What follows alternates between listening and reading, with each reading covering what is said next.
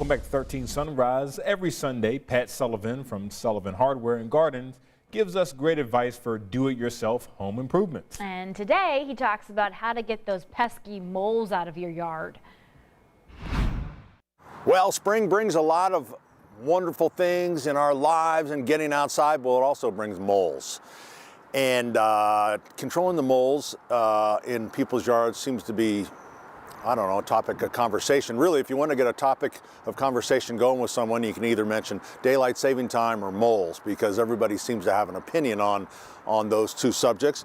So moles in the yard, moles obviously a very hard-working animal that can really do a lot of damage.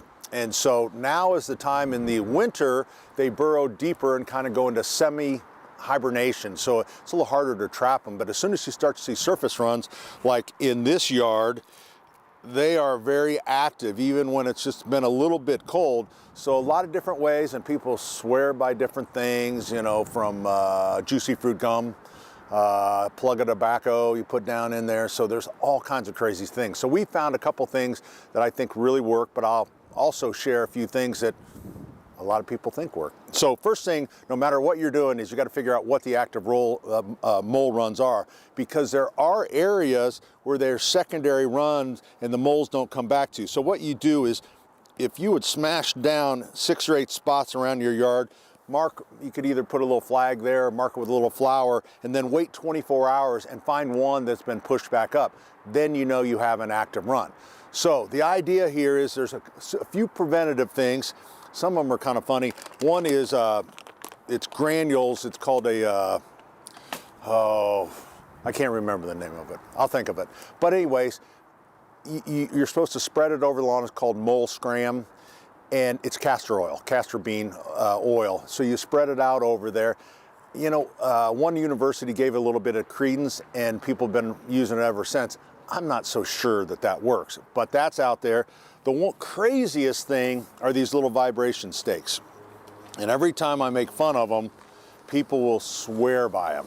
And so what this thing, there's batteries in there, you put it in the ground, and every 60 seconds it goes beep, beep, and puts out a little vibration, kind of like the old pinwheel daisies. If you say it works, it works. So poison peanuts do not work, so I would skip those. These are gas bombs, and they're okay for groundhogs, but I would not, they're labeled for moles. I don't think they work. They're very interesting because they bring your neighbors out, that's for sure, because your lawn starts to smoke. Traps are very, once you find a run, a trap is a very effective way. I will tell you that people have trouble setting a trap, so that may not be such a good deal because they are hard to set. But once you get onto it, you can catch a lot of moles. Probably the #1 thing that we sell right now is little Talprid worms. And I kind of looked at the safety on them, and I see all good things, but you be the judge if you have pets and different things that you want to watch. But you just pop holes, and when you go down through that run, you'll feel that, you know, as soon as you push through, then all of a sudden it's loose and you can feel the tunnel. You drop them in. I would be wearing a pair of gloves, because I don't know, maybe a mole knows.